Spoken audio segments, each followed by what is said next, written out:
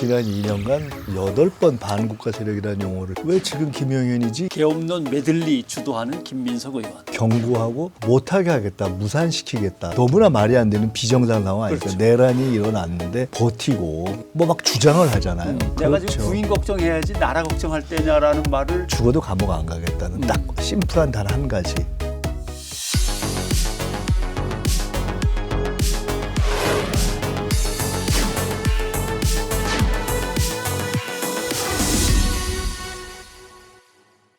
안녕하십니까, 변상욱입니다. 2024년 마지막 날 미디어 알릴레오 시작하겠습니다. 이번 주 미디어 알릴레오가 주목한 요주의 기사입니다. 그 기사의 헤드라인은 군인이 핫바지로 보이나 난데없는 계엄 공세에 군 부글부글 이렇게 돼 있습니다. 지난 9월 8일의 기사입니다. 기사의 내용은 김민석 의원 등 민주당 의원들이 계엄령 의혹을 제기했는데 이건 가짜뉴스다. 호들갑 떨지 말라. 군의 사기만 떨어뜨린다라고 군 내부에서 비난하고 있다는 것입니다. 그러나 계엄령은 현실이 됐습니다. 국민의 안전을 위협한 건 대통령과 그 참모들 그리고 군 장성들이었습니다. 대통령의 내란 시도로 인해서 우리 군은 최대의 위기에 처했습니다. 당시 대부분 언론은 계엄령 의혹을 선동과 음모라고 규정했습니다. 왜 우리 언론은 이 사안에 대해서 입체적으로 다루지 못했을까? 독자적인 취재를 통해 다른 관점을 제시한 언론은 왜 하나도 없었을까? 요즘 내란 사태 전후 언론의 태도를 보면서 언론의 본질에 대해 생각해 보게 됩니다.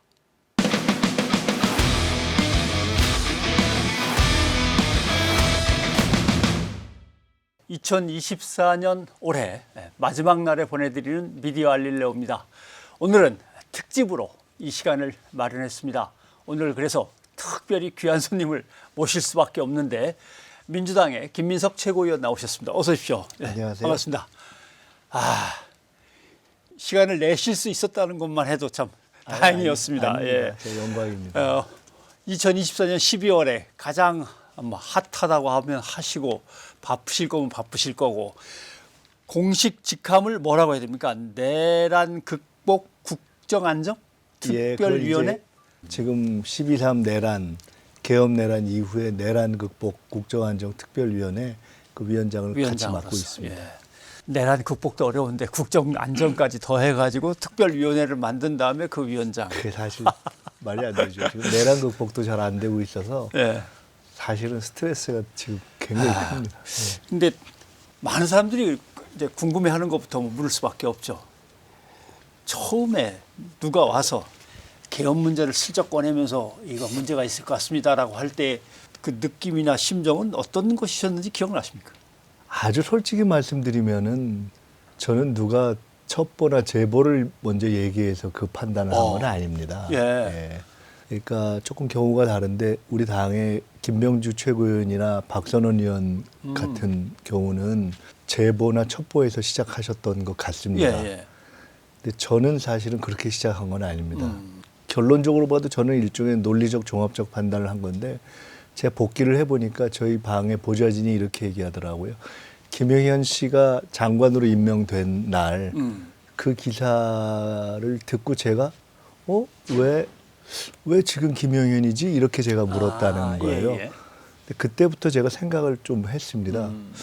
너무 이상하더라고요. 제가 국방위원인데 신원식 장관이 장관을 하고 있던 지가 많은 시간이 지나지 않았고 김영현이라는 사람이 그렇게 무슨 유능한 사람이 아니고 그렇죠. 근데 갑자기 바뀐 게 이유가 어느 쪽에서 찾아도 없더라고요. 근데 이상하다. 근데 원래 그 전에 이 정권이 큰 흐름으로 이렇게 하향 곡선을 그리고 무너지는 것이 불가피한데 정상적인 방법으로 그것을 막는 것이 불가능하다라고 보고 그들도 그렇게 판단할 것이라고 보고 있었습니다. 그래서 그것을 막는 방법이 그야말로 테러라든가 아니면은 뭐 정치적인 상대방을 사법적으로 죽인다라든가 아니면 무슨 계엄 같은 그런 어떤 비정상적인 방법 외에 과연 가능한가라는 생각을 하고 있던 차에 그것을 보고 너무 이상하다 싶어서 그때부터 집중적으로 좀 쭉 판단을 하고 추적을 한 겁니다. 근데 그래서 사실은 그때도 그렇게 많이들 주목을 안 하셨는데 이번에 포고령에 나온 그 내용에 보면 반국가 세력에 대한 그런 거 쭉 있지 않습니까? 예, 예. 근데 반국가 세력이라는 용어를 언론을 포함해서 모두가 사실은 별로 주목 안 했습니다. 근데 제가 그때 쭉 다시 찾아보니까 그때로부터 지난 2년간 윤석열이 공식 석상에서 8번 반국가 세력이라는 용어를 썼는데 공식 석상에서만. 예. 과거에 대한민국이 누구도 쓰지 않았던 방식으로 썼더라고요. 그러니까 통상 반국가 세력이라는 것은 우리나라의 반국가라는 얘기가 들어가는 게 국가보안법의 반국가 그렇죠. 단체 그거 북한을 지칭하는 거 외에는 없지 않습니까? 없습니다. 예. 북한 또는 그에 무슨 사주를 받은 뭐 간첩 뭐 이렇게 얘기하는 예. 건데 그게 전혀 아니고 지금 얘기하는 것 같은 소위 반대 세력 또는 무슨 뭐 후쿠시마를 비판하는 뭐 또는 자기들의 어떤 뉴라이트 인사를 비판하는 이 모든 것을 통칭할 수 있는 용어로 반국가 세력이라는 용어를 썼더라고요. 이게 뭐지? 왜냐하면 반국가 세력이라고 하면 척결이 답 아닙니까? 그렇죠. 그건 뭐 그러니까 말할 게 없죠. 갑자기 그런 모든 것들이 이렇게 퍼즐이 이렇게 맞춰지기 시작해서 거기에 동기를 보고 등등등 하던 차에 마침 우리 쪽에 나중에 이제 저희들이 밝힌 첩보 중에 중요한 것 하나. 그러니까 김영현이 경호처장 당시에 비밀 불법 회합을 한 것이 저희 내부로 예. 들어온 겁니다. 아. 그런 것들을 종합해서 보면서 저는 사실은 동기, 세력, 목표, 그러니까 정권을 재창출한다는 그들의 목표, 그다음에 뭐 거기에 김건희 절대로 감옥 안 가겠다는 것 이런 것 중에 하나로 그 제보까지 결합하면서 일종의 확신을 갖게 되는 거죠. 야.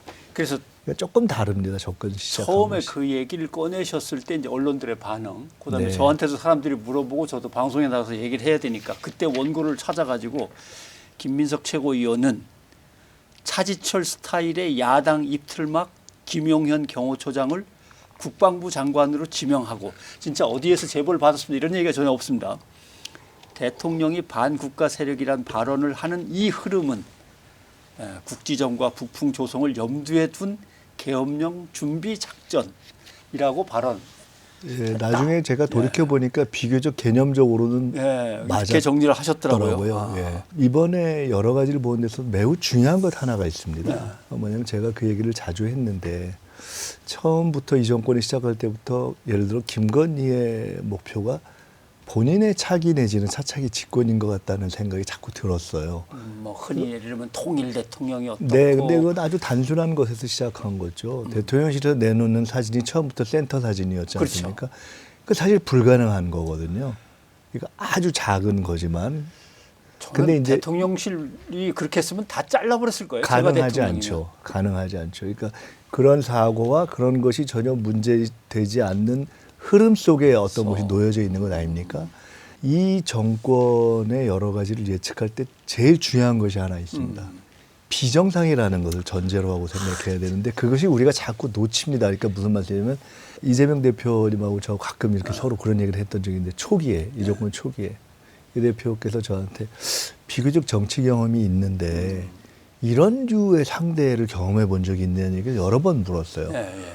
당연히 없죠. 그러니까 아무리 생각해도 정상적으로 판단이 안 되잖아요. 정상적일 수가 없는 겁니다. 김문수를 장관에 임명하는 게 가능합니까? 이진숙을 방통위원장에 임명하는 게 가능합니까? 다 가능하지 않은 것을 하잖아요. 예. 근데 그런 것이 너무 지속되다 보니까 우리가 그것에 만성화되는데 이 윤석열과 그 집단을 판단해서 매우 중요한 첫째는 우리와 다르다는 거. 우리와 다르다. 정상적이 않다는 것을 보고 사실은 판단을 시작해야 되는데 이게 저희도 하다 보면 어떤 문제가 있냐면 늘 판단의 제일 기초는 역지사지지 않습니까? 근데 역지사지를 전제하고도 논리를 전개하고 생각을 하다 보면 저희가 벗어납니다. 왜? 우리가 정상이기 때문에. 그래서 사실은 그런 비정상적인 아까 말씀하셨던 것을 지금도 그러니까 비정상이지 않습니까? 제가 했던 반성을 지금 얘기해 주신 건데. 근데 저희도 자꾸 놓칩니다. 저희도 그런 생각을 하다가 이렇게 논리를 전개하고 생각을 하다 보면 자꾸 놓치는 게 왜 그러냐면 일관되게 그들처럼 생각하기 어려워요. 지금 사실 이게 너무나 말이 안 되는 비정상 상황 아닙니까? 그렇죠. 내란이 일어났는데 버티고 그것의 세력들이 뭐 막 주장을 하잖아요. 사실 참 저희로서는 초유의 상황을 맞고 있는 거죠. 예.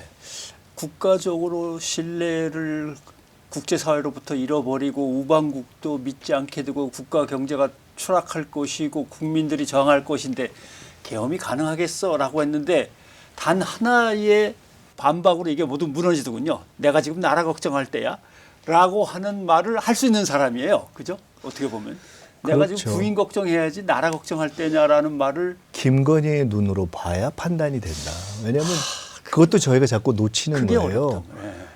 김건희의 관점과 동기와 이해관계에서 볼 때만 설명이 되고 왜냐하면 제일 중요한 게 우리가 권력이라는 것도 제일 센 사람이 기획하는 거잖아요. 김건희가 제일 센 입장에서 볼 때 어떻게 생각할 것인가. 김건희의 눈으로. 그걸 놓치거든요, 저희가. 근데 김건희의 눈이라는 것은 죽어도 감옥 안 가겠다는 딱 심플한 단 한 가지에서 보면 무슨 일이든 할 수 있고 김건희와 그 주변이 무슨 일을 해서든 거기까지 온 사람들이잖아요. 이게 참 다른 거죠. 시시각각으로 상황이 계속 바뀌기 때문에 이건 어떻고 저건 어떻고 뭐 다 이렇게 세세히 따지면은 방송 나갈 때쯤 되면 상황이 계속 바뀔 수 있어서 변하죠. 예. 실제로 이 엄청난 내란 행위와 국정농단에 대해서 이제 제보들을 모으시고 판단하시고 이제 전체 위원회를 꾸려나가실 텐데 지금 국민들이 너무한다 진짜라고 알고 있는 것보다 실제 상황은 훨씬 더 클 것 같습니까? 어쨌든 지금 국민의힘과 한독수 총리가 대행이 헌재를 완전체로 9명으로 만드는 것을 못하겠다는 거 아닙니까? 현재까지는. 그렇죠. 근데 그건 다시 얘기하면은 그 뭐 논리건 뭐건 그렇게 하면 그 6명으로 버티다가 지금 4월까지 계속 그 논리라면 계속 버텨야 맞는 거지 않습니까? 예. 한쪽에서 아니라고 하기 때문에. 그렇게 하면 4월이 되면 2명이 빠져서 4명이 되는 거 아닙니까? 그러면 결론적으로 얘기하면 심판 불가의 상황이 계속되는 거지 않습니까? 너무 말이 안 되는 상황인데 그냥 그걸로 가는 거지 않습니까? 예. 심판 불가와 대행 계속의 상황이 되는 거죠. 그렇죠. 논리적으로 보면 그 상황을 생각하고 있는 것이고 그거는 우리로서는 일단 정상적으로 상상이 불가능한 상황인 거죠. 사실 지금 대한민국의 국민들 중에 아마 보수라고 하는 분들 또는 지금 뭐 이건 내란은 아니다라고 주장하는 분들도 속으로 설마 윤석열이 돌아오겠어? 이렇게 생각하는 분들이 많겠지만 그중에 누군가는 그 생각을 하고 있는 거거든요. 그래서 지금 생각보다 우리가 이게 또 한 번 우리의 정상적 사고가 비정상적 상대를 만나서 또 지금 한 번 우리가 자칫하면 나이브하게 볼 수 있는 상황이 다시 오고 있구나라는 굉장한 긴장감을 이게 12월 3일 처음에 상황이 발생해서 국회에서 해제 가결을 하고 며칠이 정말 긴장됐습니다.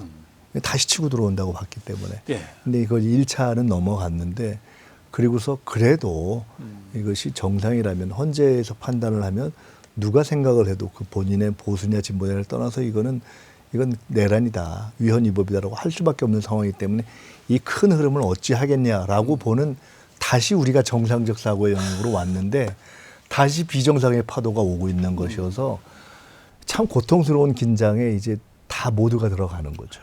어쩌면 그렇게 긴장을 놓지 못하는 이유 중에 하나가 사실은 검찰, 언론, 나름대로 중요한 두 국가의 한 어떤 축이 아직은 뭐 살짝 입장의 변화를 보이는 듯하지만 꼭 그렇지는 않은 것 같은 이런 그렇습니다. 불안함도 있어요. 그래서 맨 처음에 계엄에 대한 걱정을 꺼내 놓으셨을 때 언론들은 뭐 보시면 또 계엄령 타령, 선동이라는 게 가짜 뉴스다. 계엄령 준비설 꺼낸 김민석 의원. 근거를 묻자 상황 따라 말씀드리겠다. 소설 같지도 않은 야당발 계엄령설 이런 제목도 있었고 계엄론 메들리 주도하는 김민석 의원. 그때 김민석의 오바, 철진한 문건 흔들면서 계엄설 주장. 이때 심정은 어떠셨어요? 이런 기사들을 갖다 뭐 쭉 보좌관 비서관들과 함께 읽으셨을 텐데. 사실은 뭐 그런 것에 크게 영향받거나 흔들리지는 않았습니다. 왜냐하면 저는 나름 확신이 있었고 이 사람들이 반드시 그 생각을 할 거다. 이 문제를 제기하는 의도 중에 하나는 우리의 정보력을 무시하지 마라라고 시그널을 보내고 경고하고 못하게 하겠다, 무산시키겠다. 사실은 서울의 봄 4법이라는 입법까지 저희가 냈습니다. 근데 국방위의 위원장이 국민의힘이어서 실제로 그 대비 입법이 진도가 나가지는 못했습니다. 예. 그쪽에서는 무슨 갑자기 뭐 계엄 얘기를 하더니 대비 입법까지 내냐, 정말 뭐 정신 나갔구나 이렇게까지 했었죠. 근데 사실은 저희가 입법을 내면서도 속으로 어떤 우려를 예. 하고 있었냐면, 지금은 많이 알려진 150명이 의결을 하면 해제할 수 있다는데 예. 150명이 모이는 것을 막게 하는 것에 대한 대비 입법을 냈는데 속으로 사실 말 안 했던 게 하나 있습니다. 예. 실은 그게 아니고 우원식 의장이나 이학용 부의장, 국민의힘은 협조 안 하니까 우리 쪽의 사회를 볼 수 있는 의장 부의장 2명만 잡아가도 아. 150명이 모여도 진도가 안 나갈 수 있는 예, 것이어서 사실은 그걸 우려를 했는데, 그것까지 커버할 수 있는 구체적인 입법안을 법기술적으로 내기가 어렵더라고요. 아, 예. 그러니까 이제 그런 등등을 저희가 비교적 확신을 갖고 있었기 때문에 사실은 이제 언론이나 이런 데서 비판하는 것에 대해서는 크게 흔들리지는 않았습니다. 흔들리지는 않으셨다. 예. 12.3 계엄이 있은 뒤에 언론 보도에 대해서는 그때하고는 확실한 뭐 차이는 있겠습니다만은 제대로 하고 있다고 보시는지, 평가를 하신다면 어떻습니까? 지금은 뭐 언론으로 보면 어떻게 보면은 이런 말씀도 좀 죄송, 일종의 호시절인 측면이 있지 않습니까? 예. 이게 쏟아져 나오는 게 많기 때문에 그렇죠. 쓸 것이 많아서. 초반에 제일 답답했던 게 뭐냐면, 지금 저희들이 예상하고 우려했던 것보다 훨씬 많은 군이 동원된 거거든요. 예. 사실은 저는 처음부터 아마 3트랙 중에 하나로 들어올 거다고 생각했습니다. 예. 우크라이나 트랙, 남북 트랙, 광화문 트랙. 제가 예. 계속 얘기했습니다, 기자들한테. 우크라이나, 그게 소위 외환 유치 트랙이죠. 예.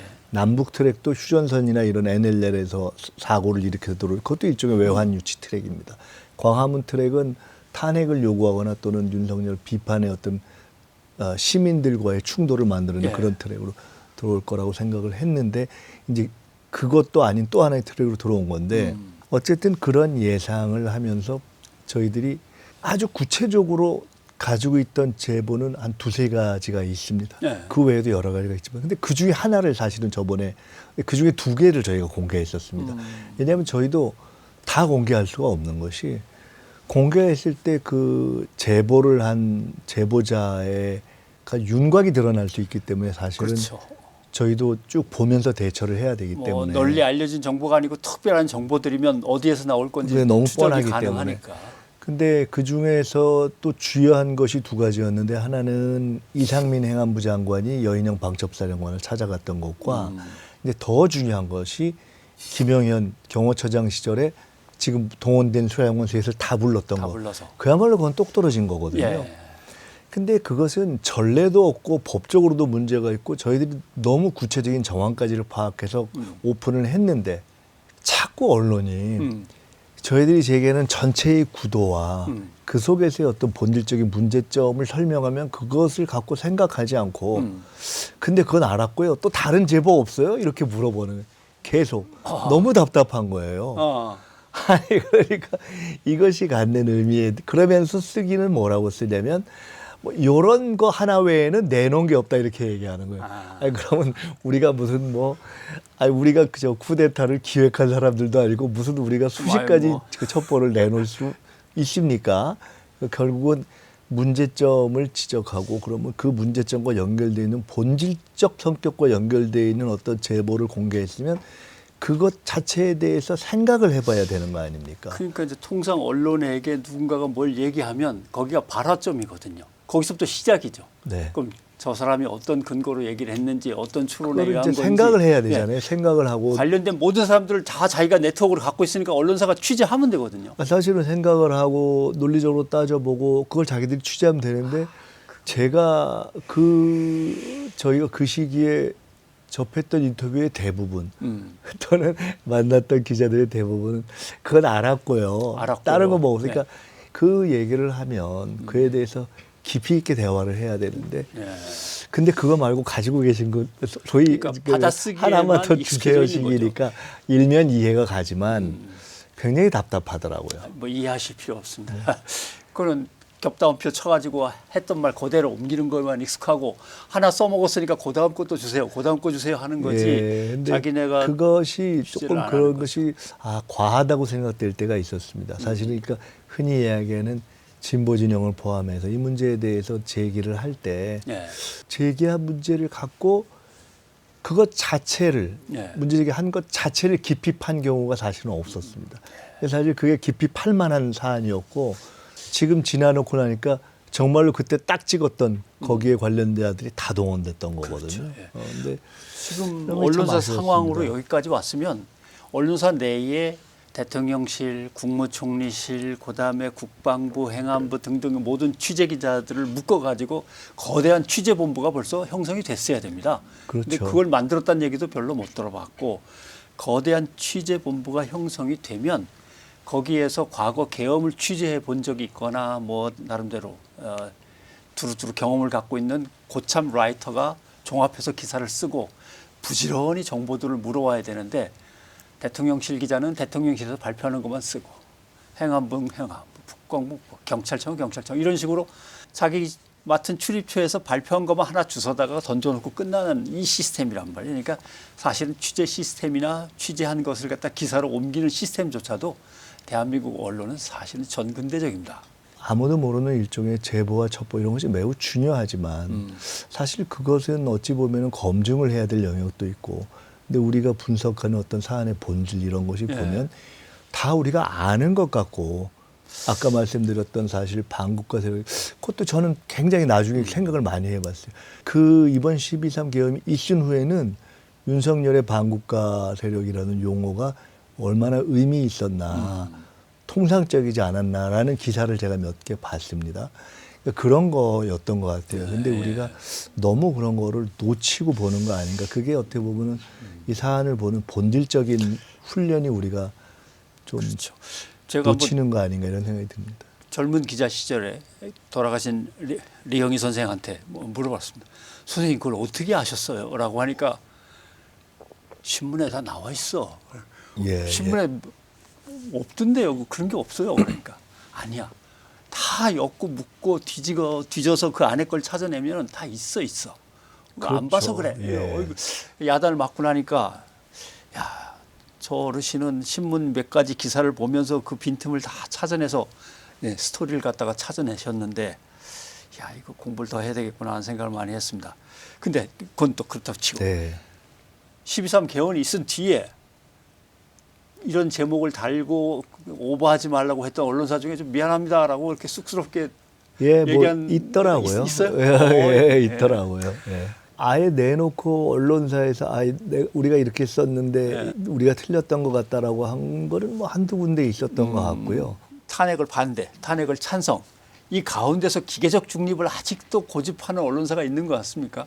적당하게 다른 방식으로 그걸 둘러서 이제는 사실상 계엄 내란에 대해서 근본적으로 문제가 있는 것에 대해서 정확하게 지적하지 않거나 지금 상황에서 사실은 이거를 척결하기 위해서 적어도 최소한 이 상황은 극복돼야 된다라고 딱 정리를 안 해주면 그게 사실은 계엄이 뭐 잘 됐다고 하는 것과 똑같은 거죠. 다른 건 몰라도 이거를 정리는 해야 될 거 아닙니까? 심판은 해야 될 거 아닙니까? 예스든 노든 정리는 해줘야 이게 소위 얘기하는 국정안정이 될 거 아닙니까? 그러면 헌재에서 결론을 내줘야 되는 것인데 이 헌재에서 결론을 내기 위해서 현재의 불안 전체를 완전체로 바꾸는 것은 최소한의 기본이고 그렇죠. 그것은 헌재에서도 그래 이건 국회에서 3명 어차피 국회 몫이니까 해도 돼라고 얘기하고 있는데 그에 대해서 온갖 요소를 막 다 늘어놓고 있는 거에 대해서 사실은 최소한 누가 기준선은 정리해 줘야 되는데 그 기준선을 정리해 주지 않으면 사실은 똑같은 거죠. 그게 뭐냐 마치 객관의 입장을 취하고 있는 것과 똑같은 거죠. 그러니까 이 정치를 하다 보면 아무래도 정치라는 건 진영의 성격이 있기 때문에 저희도 돌이키면서 우리가 우리 편이니까 주장하는 게 있겠지라고 생각하지만 그래도 흔히 이야기하는 수학에서의 공리 같은 최선의 기준선은 있는 거 아니겠습니까? 근데 그런 정도는 정리해 줘야 되고 언론도 정치와 다른 대목이 있겠죠. 그렇지만 최소한의 공리, 적어도 이 시점에서의 공리가 뭔가 이 상황을 최소한 정리는 해야 되지 않겠는가 하는 적어도 가닥을 쳐주고 그다음에 논지를 전개해야 맞는 것이 아닌가 싶습니다. 이제 요설이라는 말씀을 썼으니까 제가 요설 하나 소개를 하면 이 국무총리가 제대로 대행으로서의 국가 사태를 수습 안 하는 것 같다. 탄핵을 해야 될까 보다라고 하는 의견이 나왔을 때 조선일보 기사 보면은 한 대행을 탄핵 소추하려면 대통령처럼 200명 이상 필요하다. 그런데 총리 직무수행 중 사건으로 탄핵될 때는 151석 이상이면 된다. 이 두 가지 이제 의견을 놓고 조선일보가 하나의 기사에 두 얘기를 다 썼습니다.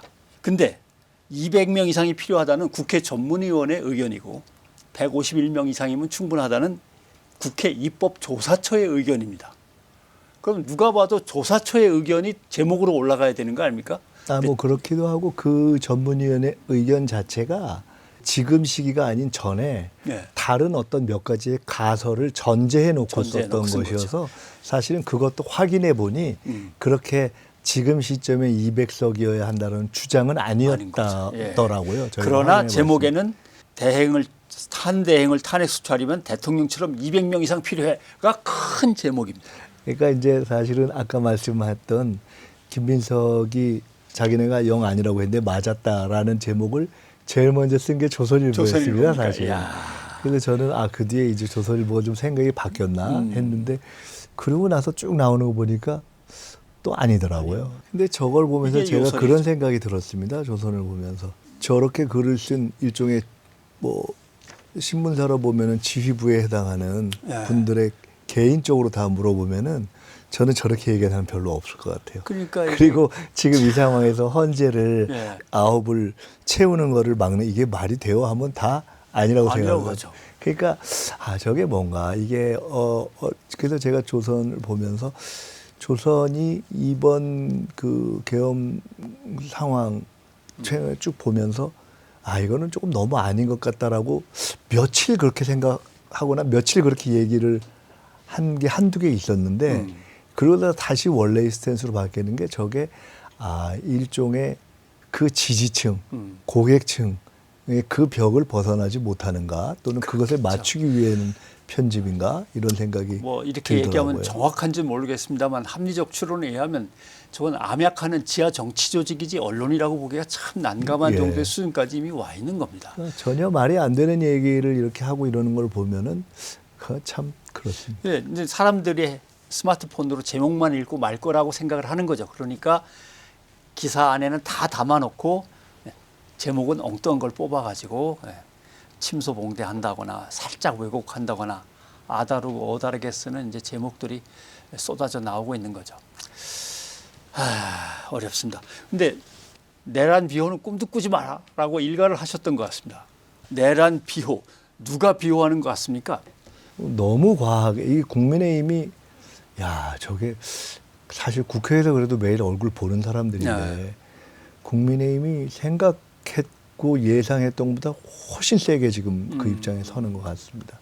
종래에 쭉 기억을 돌이켜 보시면 과거에 뭐 이른바 보수정당 이게 참 보수정당이라고 하는 게 맞는지 잘 모르겠는데 어떤 잘못이 있었을 때 국민들로부터 비판받아야 할 잘못이 있을 때 최소한 고개라도 한 번씩 숙였거든요. 예. 그 흔한 국민들 입장에서 볼 때 저거 너무 뻔하다 싶을 정도이지만 그래도 사과라도 한 번씩 했거든요. 아예 안 하잖아요. 글쎄요. 사실 어떻게 보면은 대통령이 그렇게도 얘기하던 카르텔이 진짜 눈에 보이는 것 같습니다. 진짜 대한민국 사회에서 권력을 유지하면서 언제나 국민을 짓밟으면서 군림하려는 그 카르텔이 도대체 뭐였나가 오히려 이번 사태에서 보이는 것 같습니다. 쭉 이렇게 드러나고 있는 거죠. 저 카르텔도 저렇게 구성이 돼서 이쪽하고 이렇게 연결이 되는구나가 드러나는 것 같습니다. 차라리 뭐 이럴 때 악을 드러내는 것이 더 나은 건지 모르겠습니다만. 저희 저 아내가 그러니까 원래 정치에 별로 관심이 없는 사람인데 요새는 보면서 저한테 아침마다 마음을 굳게 먹으라고.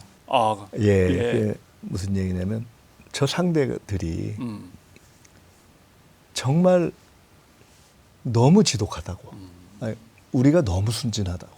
그러니까 너무 지독한 상대들이 우리가 상상할 수 없는 그런 목표를 가지고 다시 살아나겠다, 다시 살리겠다라는 걸 가지고 쭉 가고 있는 것이 너무 보이니 너무 고통스러울 것인데 지금 정신 너무 안 된다고. 야, 그래서 제가 그 격려를 이렇게 힘을 입고 있습니다. 근데 사실은 좀 저도 처음입니다. 물론 좋은 대통령도 겪었고 나쁜 대통령도 겪었습니다만은 대통령이 처음부터 끝까지 아무 거짓말이나 막 저렇게 던지고 뭐 한 수분 뒤에 다 탄로날 만한 거짓말도 뭐 서슴없이 던지고 하는 것은 뭐 사실은 처음 겪어봅니다. 어쨌든 우리가 뭐 개인으로서의 각자가 찍은 건 아니지만 집합체로서의 우리가 네. 어쨌든 이 선출이라는 방식을 통해서 뽑았으니까 뭐 참 할 말이 없는 대목이 있는 거죠. 근데 이번에 이걸 보면서 아, 이게 민주주의 제도를 통해서 선거라는 방식으로 선출돼 이런 대통령이 이런 무시무시한 최고의 독재자가 될 수 있구나 하는 것을 저희들이 경험하고 있는 거죠. 예. 검찰총장에서 물러나면서 윤석열 이 사람이 뭐라고 얘기했냐면 재판 과정에서 힘 있는 자들은 사소한 절차를 따지고 증거 획득 과정을 따지면서 문제를 늘 삼아서 방해를 한다. 자기 입으로 그런 얘기를 검찰총장으로서 했던 얘기도 있고 그러면 뭐 검찰 가족 여러분 국민들만 생각하십시오. 엄중하고 위급한 상황일수록 국민을 생각해야 됩니다. 이런 말도 남기기도 했고 그런 말을 남기고 국민 앞에서 어퍼컷을 맨날 날리는 사람이 저런 일을 한다. 참 상상하기 어려운 그런 얘기였습니다. 그러나 이제 계엄으로 시작해서 탄핵 소추로 해서 이제 헌재로 가고 그 다음에 뒤 수습들도 많이 남았습니다만은 12.3 전과 후에 이렇게 밖에 나가서 국민들을 만나거나 아니면은 사람들이 대하는 태도가 많이 다릅니까? 고맙다고 하시는 경우들이 고맙다. 많더라고요. 그래서 예. 제가 참 죄송스럽다고 그런 말씀을 들으면은 조금 몸둘 바를 모른다고 할거나 그런 것이 있는데 이게 모두가 느꼈던 불안이 그만큼 컸던 것이고 어쨌든 그 과정에서 이렇게 그 목소리를 내고 경고하고 한 것이 조금은 도움이 됐다 이렇게 생각해 주시는 것 같습니다. 그래서 저도 그런 말씀을 듣기도 하고 뭐 같이 사진 찍자는 경우도 있고 사진 찍자. 뭐 그렇습니다. 사실은 언론들이 또 그런 프레임을 짜거나 아니면은 항상 경마식 보도로 누가 1등이야 누가 2등이야를 워낙 좋아하기 때문에 이제 앞으로 떠오르는 새로운 이제 정치 지도자 이런 식으로 해서 이제 자꾸 그 반열에 놓고 다음 이제 대선이라든가 이후의 정치 행로에 대해서 관심을 많이 가질 것 같습니다. 지금 그런 거를 할 때는 아닌 것 같은 느낌도 드는데 그래도 질문은 계속 들어오죠. 뭐 그런 거 안 질문은 없고요. 죄송한 말씀이지만은 예. 제가 정치를 비교적 일찍 시작해서 비교적 오래 쉬고 제가 예. 두 번 국회의원 6년 하고 30대 후반에 서울시장을 나갔었으니까요. 그렇죠. 예. 18년을 쉬고 이제 다시 돌아와서 두 번째 지금 4선인데요. 오래 쉬어서 쉬고 돌아와서 항상 지금이 제가 할 수 있는 마지막 일이다라고 생각하고 집중력을 가져야 된다라고 생각할 정도는 된 것 같습니다. 이게 좀 죄송한 표현인데 지금은 실제로 그 마음을 그렇게 갖고 이렇게 합니다. 네. 12월 8일인가요? 입장문 내셨던 거. 네. 예, 상당히 화제가 됐습니다. 이제 입장을 갖다 발표하거나 글을 쓸 때는 어디 가서 주로 쓰십니까? 뭐 다 그렇게 하진 못하는데 예. 국회 상임위 자료나 이런 것들은 보좌진이들이 준비를 해주면 그중에 이제 골라서 이렇게 소화해서 이야기를 하고 제가 꼭 해야 되는 말이나 글은 제가 그냥 씁니다. 네. 근데 요새는 시간이 없으니까 막 움직이면서 핸드폰으로 제가 이렇게 쓸 경우가 많이 예. 있습니다. 근데 그날은 조금 긴 거였죠. 그렇죠. 그런데 그 상황이 워낙 엄중해서 새벽에 일어나서 2-3시간 책상에 앉아서 썼습니다. 예. 잠은 잘 오십니까? 안 오시죠? 사실 좀 피곤이 잘 안 풀립니다, 요새. 이게 아마 저뿐만 아니라 대부분 그럴 텐데. 근데 이제 지금은 이렇게 평상적인 사고를 유지하는 게 매우 중요하기 때문에 어떤 그런 사고의 피로가 안 끼도록 노력을 하는데 잠이 그렇게 지금 정상 상태는 아니죠. 알겠습니다.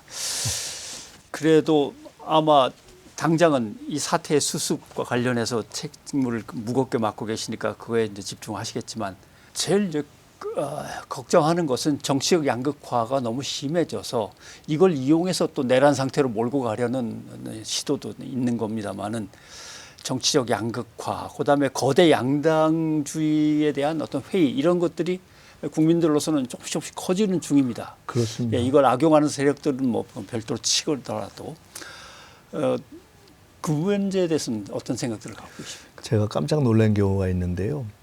국회에 앉아서 예. 어떤 사건을 봤어요. 그러니까 A라는 의원과 B라는 의원의 논쟁이었어요. 아, 예. 근데 그냥 아무리 제가 편 의식, 진영 의식을 놓고 보더라도 A가 B를 쉽게 말해서 혼낸 케이스였어요. 예를 들어서. 예. 근데 우연히 유튜브에 동일한 컷을 가지고 쉽게 말해서 A가 B를 깼다. 역으로 B가 A를 깼다는 동일한 제목의 유튜브가 뜬 걸 봤어요. 예. 야, 제가 그걸 보고서 같은 아, 이게 사안인데. 다른 사안인가 하고 봤어요. 예. 똑같은 걸 놓고. 아, 그게 너무 충격이었어요. 아, 이게 유튜브의 알고리즘이라는 지금 이 흐름이 우리가 동일한 사안에 대해서 동일한 내용에 대해서도 그거를 다르게 이해하게 하는 정도의 우리가 양극화로 가고 있구나라는 게 굉장히 충격이었습니다. 그러니까 사실은 이게 우리가 이번을 거치면서 많은 제도적 개선을 하겠죠. 그리고 해야 되고요. 이게 참 현실의 제도를 바꿔야 하는 정치를 하는 입장에서 너무 추상적인 얘기는 하지만 결국 이런 과정들을 거쳐서 우리 모두가 정말 깊이 이 생각의 시간을 갖고 바꿔나가는 그런 모두의 숙성과 변화가 있지 않으면 참 어렵겠구나. 이게 정말 제도만으로서는 안 되는 영역이 있더라고요. 그 말씀 중요하신 말씀인 것 같습니다. 물론 내란 사태를 수습하는 과제가 남아 있지만 이때 사람들이 자기 안에 있는 어떤 민주 시민으로서의 역량들을 끌어내셔야만 서로가 달라져야만 서로가란 말이 좀 이상합니다만 아무튼 시민 각자가 좀 더 깨어있는 시민으로 거듭나고 서로 소통하고 하나가 되어 가야만 이게 나라가 뭔가 바로 세워지지 어떤 체제가 와도 마찬가지일 수 있다 이런 고민도 많이 하고요. 역으로 또 그래서 또 우리가 갖는 믿음이 있는 거죠. 그러니까 저는 그런 믿음은 확고해요. 이게 큰 틀에서 보면 그런 어떤 가치와 어떤 흐름의 방향 어떤 이것이 어떤 시대 정신의 큰 대세는 그거는 뭐 누구도 못 이기는 거거든요. 이번의 흐름도 12월 3일의 그 밤도 여러 가지가 있었지만 결정적으로는 그날 그냥 아무 생각 없이 현장에 탁 달려나왔던 그 시민들의 그 힘이 있었으니까 막을 수 있었던 것이고 결국은 그 힘이 있기 때문에 이번 이 내란을 진압하고 돌파할 것이다 이렇게 봅니다. 알겠습니다. 이게 과정은 생각보다 만만치 않고요. 생각보다 아주 끈덕지고 그렇지만 결국 이길 수 있을 거라는 믿음을 가지고 있습니다. 어찌 보면 민주주의는 도착점이 아니고 사실 그날 그 과정들입니다. 그죠? 그것들이 민주적인 원칙에 의해서 민주주의를 위해서 어떻게 발현되느냐. 그날의 문제가 민주주의지 여기까지 왔으니까 도착했다. 이렇게 생각했던 게 그동안 아니했던 거 아닌가 하는 그렇습니다. 반성도 많이 왜냐하면 합니다. 저희도 12월 3일 이후에 그 쭉 과정에서 어떤 날은 피곤하고 지치거든요. 사실 그렇거든요. 저희 당의 의원들도 그렇고 지도부 다 거의 잠을 못 자고 매일 이게 긴장 상태가 계속 되잖아요. 그러니까 어떨 때는 이거 어떻게 풀어야 할지 좀 헷갈릴 때도 있고 판단이 막 산박하게 안 들어올 때가 있어요. 근데 결국 보면은 큰 틀에서의 어떤 시민들의 어떤 집합적 판단, 집단지성 그 흐름이 이렇게 있어요. 그럴 땐 그걸 보고 최대한 마음을 비우고 그 흐름을 쫓아가는 거죠. 그런 점에서 언론에 몸담고 있는 게 이제 이번에 많이 부끄러웠죠. 우리가 이제 1987년에 민주화됐고 우리보다 1년 전에 86년에 필리핀이 민주화가 어느 정도는 됐습니다. 시민혁명이 성공했고 그때는 국방부 장관이 라디오에 나와가지고 대통령 물러나라. 독재자는 물러나라라고 국방장관이 대통령한테 반기를 들었던 상황이고 그래가지고 이제 시내 모처에 개혁을 원하는 국방장관과 장교들이 거의 포위돼 있을 때 그때 라디오를 통해서 라디오 바티칸이죠. 그때 유명한 분입니다만 하임의 신 추기경이 시민들은 지금 다 나와달라. 거리로 나와서 용감하고 개혁적인 군 장교들을 잡아가려는 대통령의 친위 쿠데타 세력을 막아달라라고 해서 필리핀 국민들이 나가서 장갑차와 탱크를 막고 결국 그러면서 대통령이 물러납니다. 그때 이제 방송에서 그런 얘기가 나가면 됩니까? 라고 뭐 중립, 객관, 뭐 산술적 균형 이런 것을 얘기했다면 정말 부끄러운 일이죠. 지금 그 상황하고 지금의 상황하고 비교해 봐도 시민들이 달려나간 것과 달려나간 시민들을 대하는 언론의 태도는 마찬가지일 거라고 보는데 우리 언론들은 필리핀 언론처럼 그렇게 또 대응을 아직 못하고 있는 것 같아서 많이 부끄럽긴 합니다. 근데 이 뭐 짱돌 던지던 세대 저희 때는 죄송합니다. 70년대 학번은 화염병은 별로 없었어요. 예.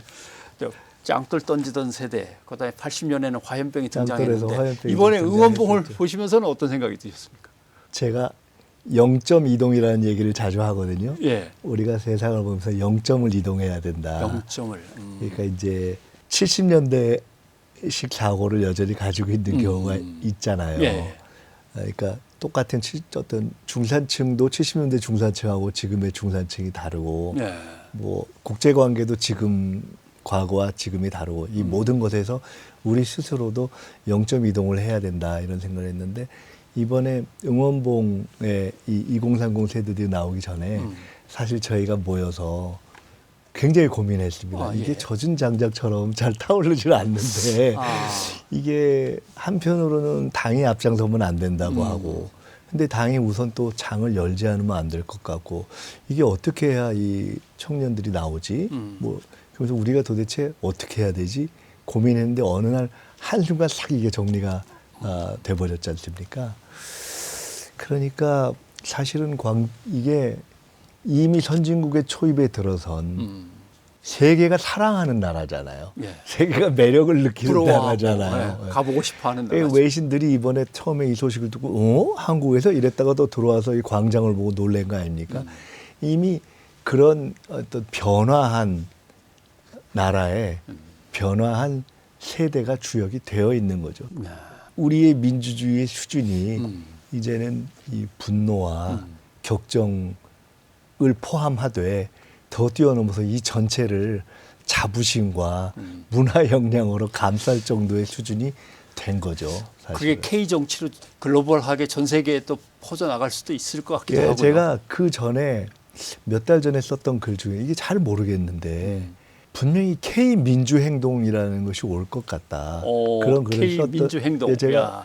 이게 어떤 식으로 될지 모르겠는데 분명히 이건 K 민주 행동. 그러니까 제가 12월 8일 날 제가 썼던 입장문의 맨 마지막에 이게 아마 오늘의 이것이 새로운 어떤 K 무비, K 드라마 무슨 이런 것에 K-팝의 소재가 되지 않겠느냐. 결국 한류의 뿌리가 민주주의이기 때문이다라는 얘기를 했는데요.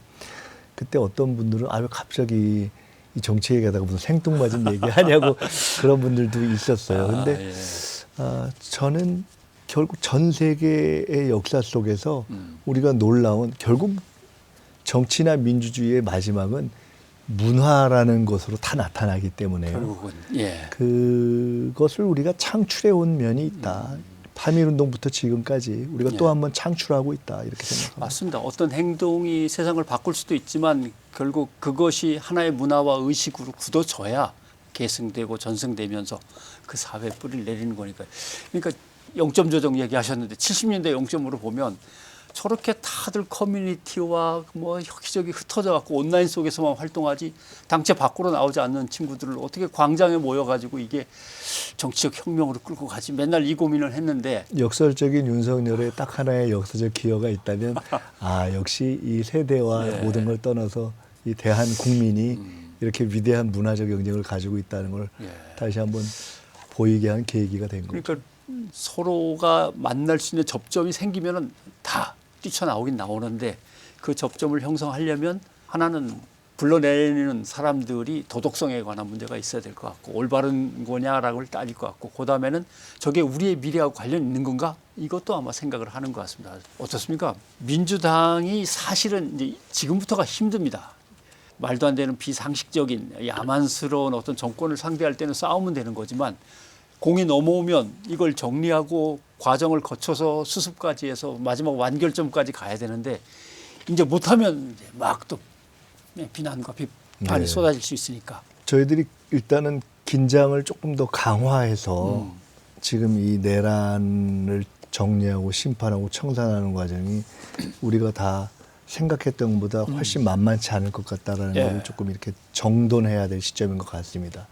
그 부분을 첫째를 하겠습니다.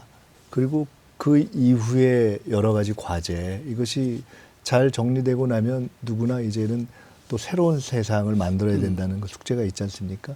근데 아마 탄핵이 의결되고 그날 이재명 대표가 그 국회 앞에 공장에 나서 처음 얘기했던 게 아마 오랫동안 하고 싶은 진심의 하나가 표현된 것인데, 촛불에서 박근혜 탄핵과 그 과정을 만들기 위해서 모두가 힘을 모았는데 실제는 그 이후의 결과가 만족스럽지 못했다.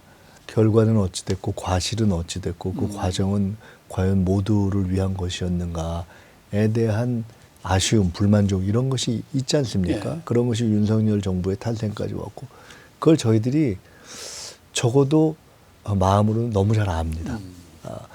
그리고 그런 것을 되풀이하지 않으면 안 된다라는 책임감이 적어도 있습니다. 저희의 능력이 조금 부족할 수는 있지만은 그 점에 대해서 분명히 생각하고 있고, 그 과정을 다 함께 가기도 하고 굉장히 무겁게 가야 한다는 생각을 하고 있기 때문에 그런 준비를 차근차근 하겠습니다. 여기서 또 그것을 어떻게 함께 설계하는 과정을 만들 수 있을 것인가도 지금 고민을 하고 있습니다. 예. 제가 뭐 오늘 세세한 말씀을 드린다기보다는 알겠습니다. 예.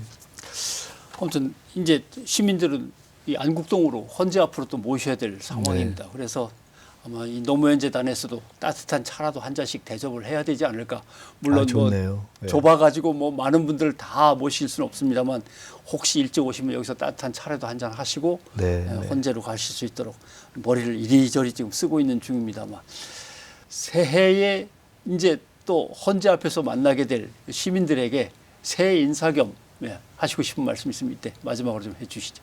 네, 다시 한번 감사드립니다. 아까도 말씀드렸지만은 이 복귀를 해보고 해볼수록 섬뜩한 시간이 지나갔습니다.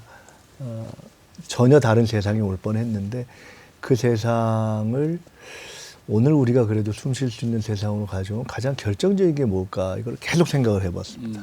계속 생각을 해봤는데 역시 그것은 그날 국회 앞으로 나와주셨던 네. 그 시민들의 힘, 그리고 그날 그 자리에 계시지 않았지만 그 거대한 힘이라는 생각이 듭니다.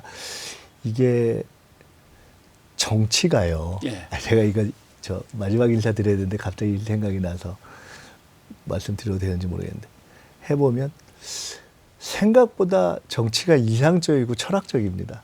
저는 그 그렇습니까? 생각을 많이 예. 합니다. 그러니까 정치라는 게 철학적이고 참 이상적인 것이다. 그래서 김대중 대통령이 행동하는 양심 이런 말씀을 하셨잖아요. 노무현 대통령께서는 결국 깨어있는 시민들의 조직된 힘이 민주주의의 최후의 보루다 이런 얘기를 하셨잖아요. 이재명 대표가 정치는 정치인이 하는 것 같지만 알고 보면 국민이 한다 이런 얘기를 어떻게 보면은 가장 자주 하는 얘기 중에 하나예요. 네. 세 가지 다 굉장히 철학적인 얘기거든요. 어떻게 보면은. 근데 정치인이라는 사람들이 굉장히 현실적인 사람들이잖아요. 네. 근데 정치 지도자가 했던 얘기 중에 가장 오래 남는 것은 가장 그런 어떻게 보면 원칙적이고 이상적이고 철학적인 이야기가 남는 것 같고, 그것이 본질이 아닌가. 그래서 그런 점에서 저희도 그걸 계속 생각하려고 노력을 하고요. 예. 그리고 지금은 문자 그대로 정치를 국민이 하는 시대가 좀 됐다고 생각합니다. 네, 그런 알겠습니다. 점에서 새해 힘 잃지 마시고 더 조금만 우리가 같이 버텨서 그리고 이 변화를 만들어낸 이후에 이제는 함께 지혜를 모아서 우리가 새로운 세상을 만들어갈 수 있도록 함께 노력하고 저희도 작은 역할을 하겠습니다. 새해 복 많이 받으십시오. 예.